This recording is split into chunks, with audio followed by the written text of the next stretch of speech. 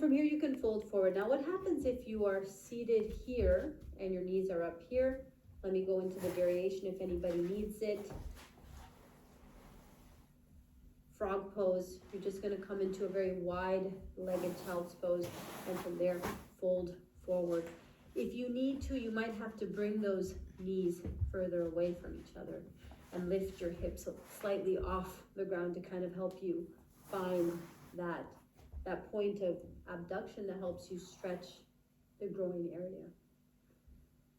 Go ahead and find whichever variation works best for you. And we're going to hold this pose for 2 minutes.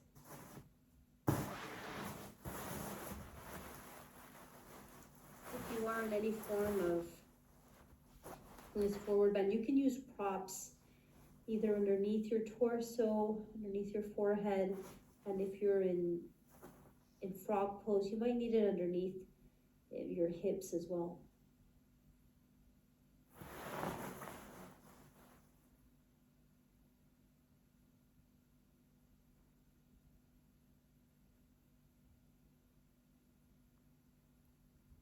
The pose at some point becomes still. And the first few moments can always be ones of exploring, of winding and unwinding, and then finding that stillness point.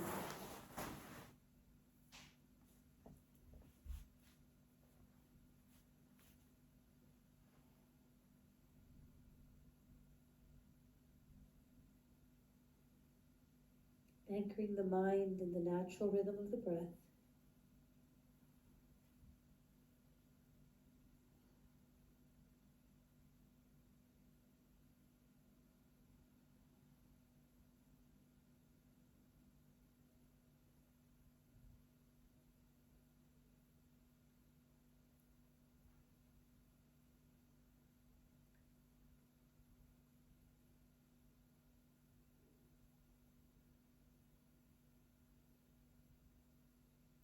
Final few moments in the pose.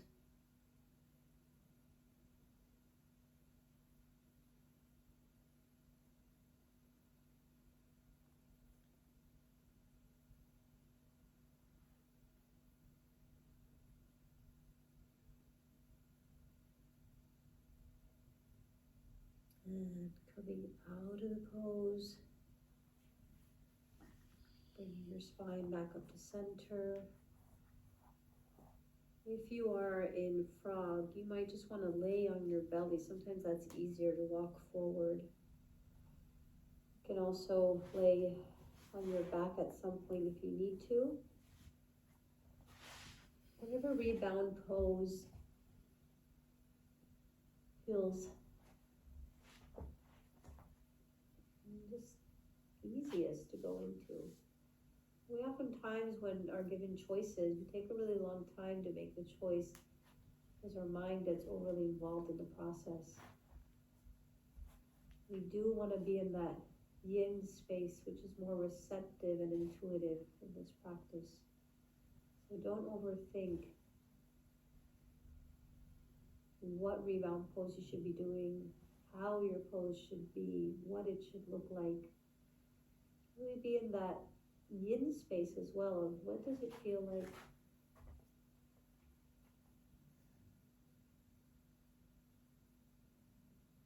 And try and make decisions from there for these practices. Coming back up to a seated pose, taking whatever route you need to come back up.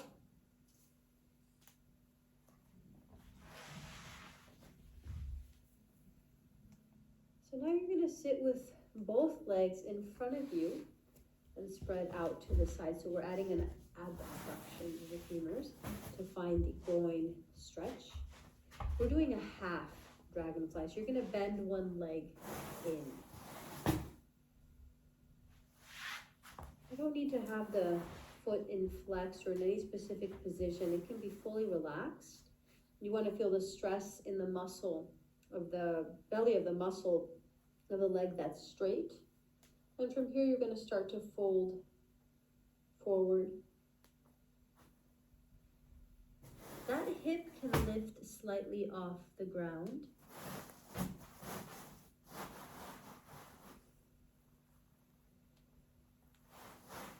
Again, any form of support is welcome in this practice.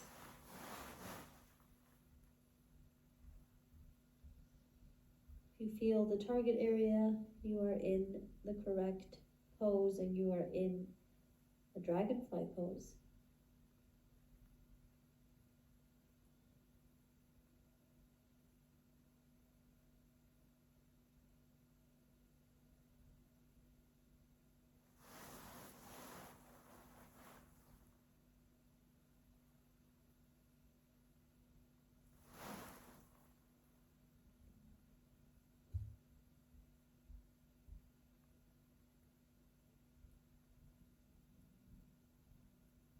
If at any point you feel a pinching on the top of the leg, if this is what you're feeling, that's compression.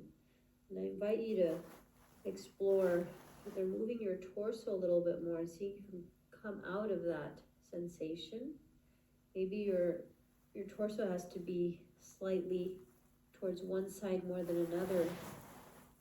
And sometimes it's, as I mentioned before, one of the variations I'm presenting is actually the pose that works best for your body. We're really running through all the variations to help us feel the pose, the target area, the possible points of compression. Gently coming back out of the pose. You can take a moment to rest into your hands, placing them behind your back, and straighten both legs in front of you. Just taking a little rebound here. And switching sides. Go ahead and bend the other leg. I'm working with, in this case, my right leg is the one that's straight. And you can, even from the beginning, start to shift with your hips, see what you need. With a little bit of movement, and then as you fold forward as well, move your torso. Allow the toes to point wherever they feel best pointing. Some people have a tendency here to actually have the toes pointing in instead of out. You don't have to force anything. Maybe the toes are pointing in. As long as you feel the target area, this is perfectly fine.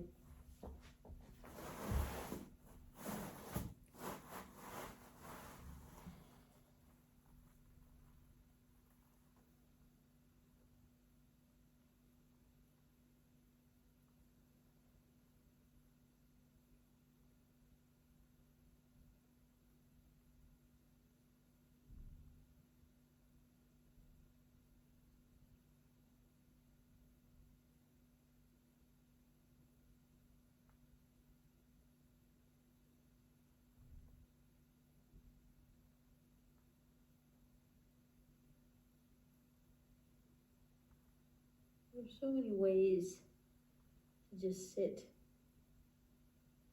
in a pose.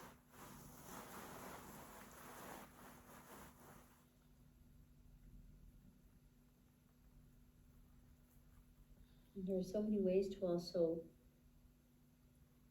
center the mind in a pose. The simplest way is just to observe the breath.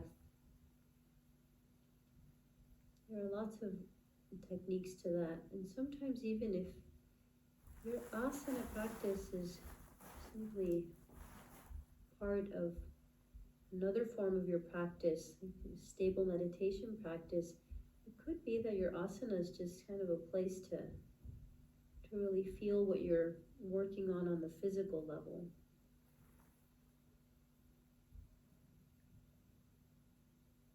And then the points of concentration there don't have to be as gently come out of the pose, as intense or fixed as if this is the only practice you're doing to help you find your grounding.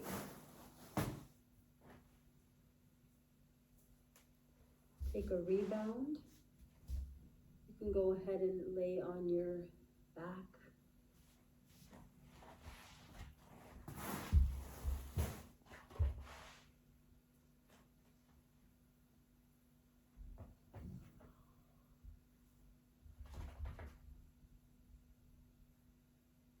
The reason I call this class the middle is you can see how that area is kind of sandwiched in between.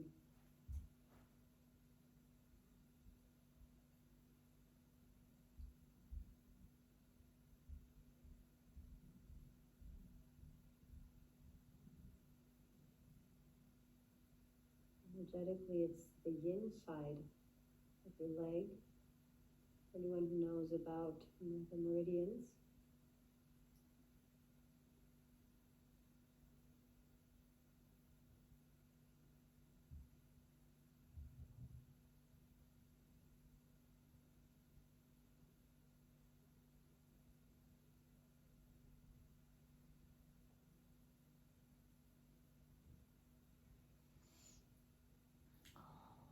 Let's come back up to a seated pose.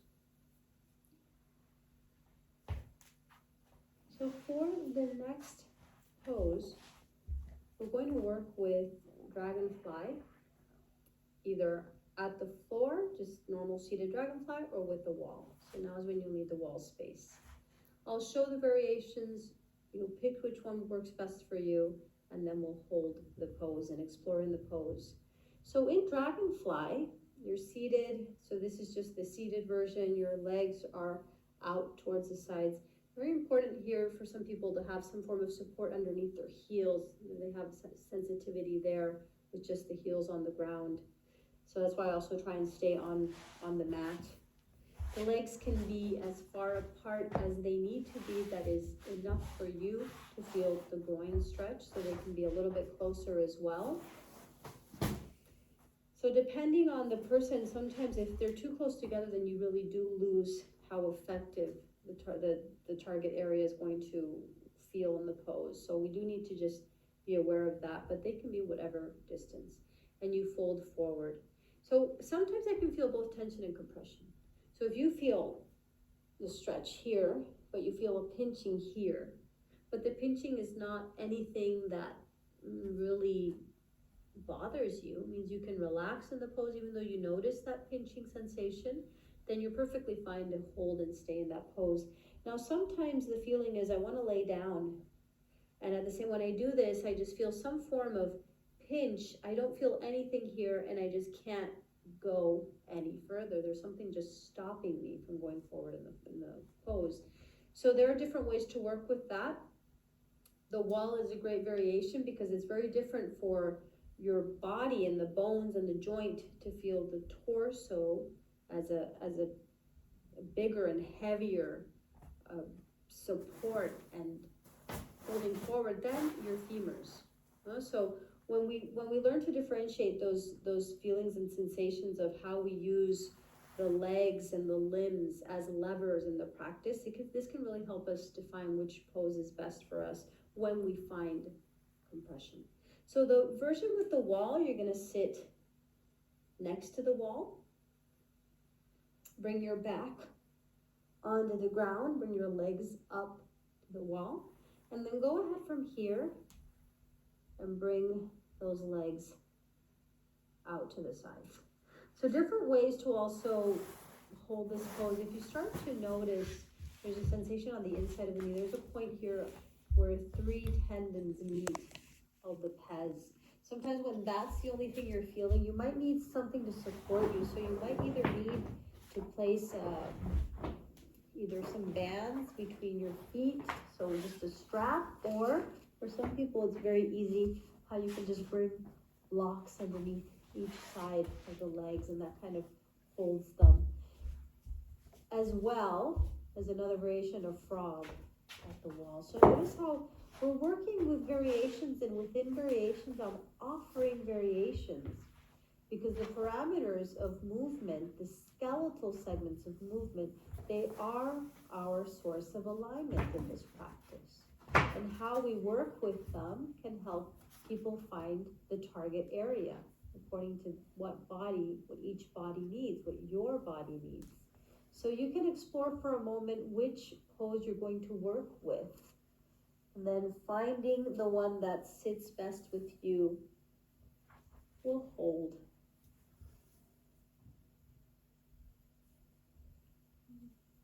a reminder here, these classes are more from an educational standpoint. So you might be feeling like you haven't fully gotten a yin fix because I'm talking a lot during the classes, and it is on purpose like this for you to be able to understand yin yoga for your body.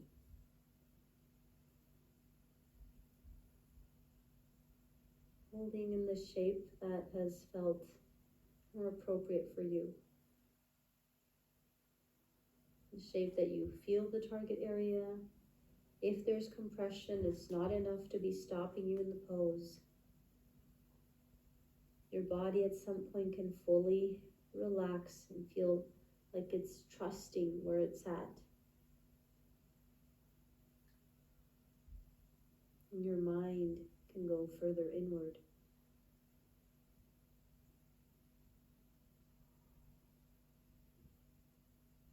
If you're in the seated version, always in any forward fold, the same applies to what we do with the head as a lever in the pose. How far we release it forward, or lift it up, or place some form of support underneath it.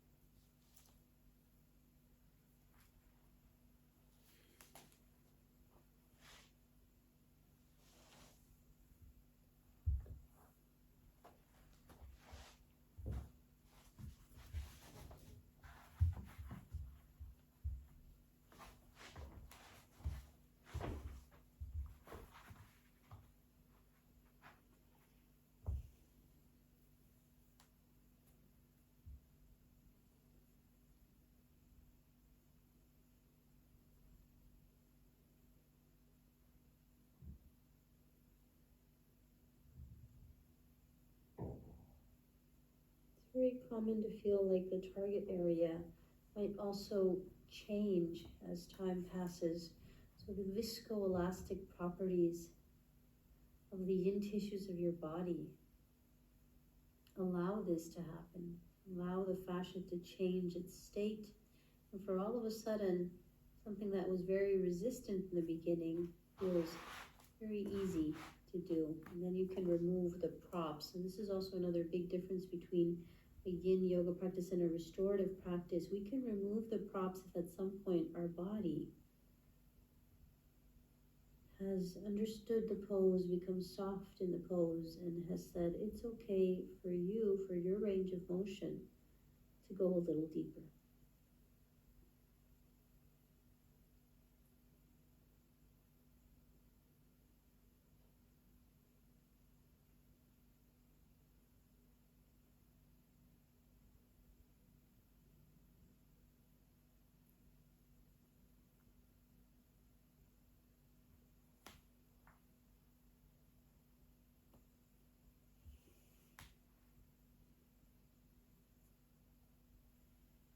Out of the pose.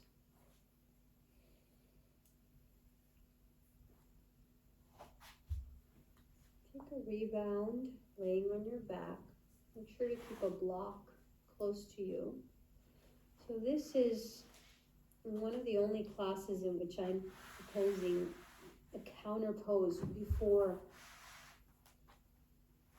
the final rebound in the Shavasana. So first, just allow your hips to settle in.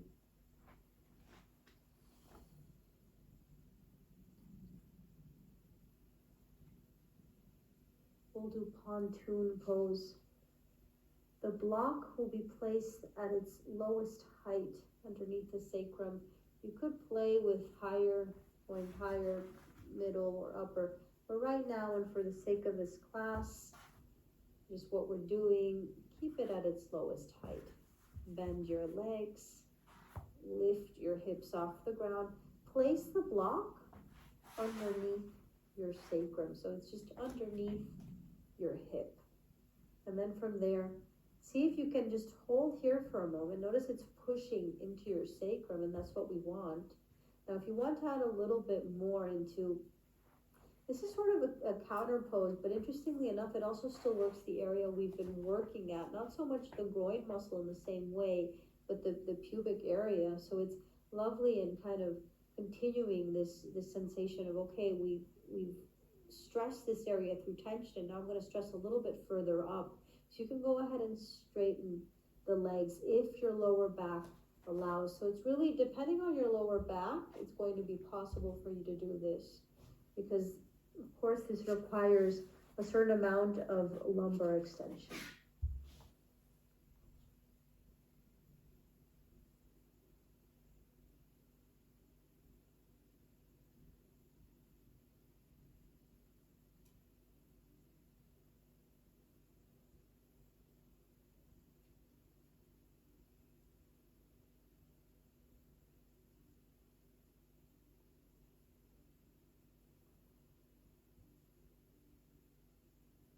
And of course, at any point, if you chose straightening your legs, you can revert to bending them again if you need to.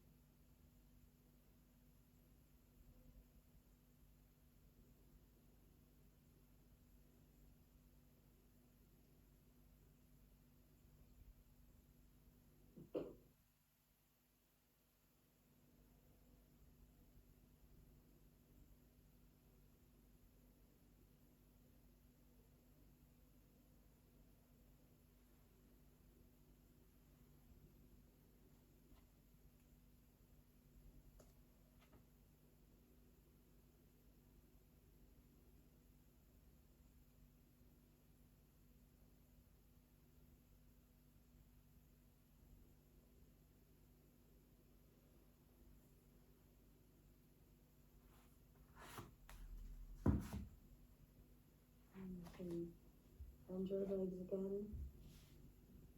Lift your hips. Hold the block and slowly pull your hips back on the ground.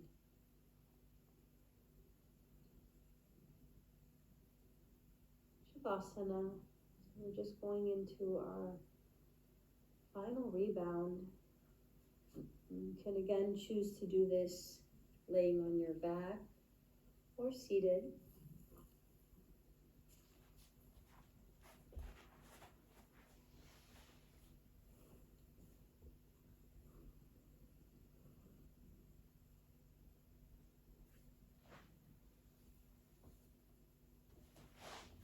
Holding whatever pose you've chosen to end the class with as long as you need it.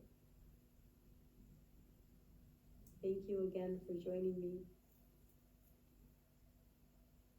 I look forward to guiding you through the twisting archetypes tomorrow. Namaste.